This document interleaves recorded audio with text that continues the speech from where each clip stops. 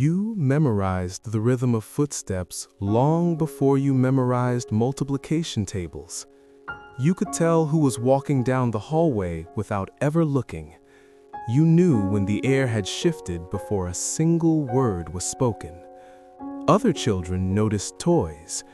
You noticed tone. You listened for doors closing too hard, for drawers opened with extra force, for silence that stretched just a little too thin. Your body learned to tense before your mind understood why. Your back straightened on its own. Your breath became smaller.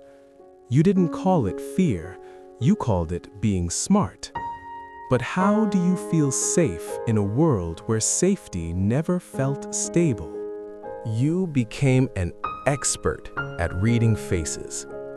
A twitch near the mouth, a pause before a reply, a breath held too long. Your nervous system ran constant calculations. Is this safe? Is this about to change? Do you need to prepare? Other children reacted. You anticipated. You didn't wait for impact. You braced for it. Hyper-awareness wasn't a personality trait. It was armor. And somewhere inside, you stopped expecting calm to last. Fear wasn't loud. It was constant. It lived in your stomach, in your jaw, in the way your heart quickened without warning. You learned to make yourself smaller, quieter, easier. You studied how much space you were allowed to take up, and you adjusted accordingly. Needing less became survival. You thought you were being mature, responsible, strong. But strength that grows in fear learns to stay tight. And that tightness never fully leaves. Your nervous system adapted.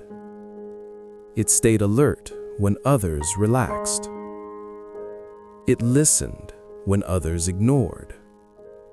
It scanned when others trusted. You were not fragile. You were conditioned.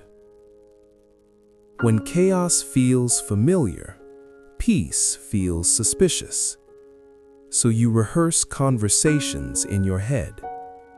You predict reactions before they happen. You prepare for disappointment before it arrives.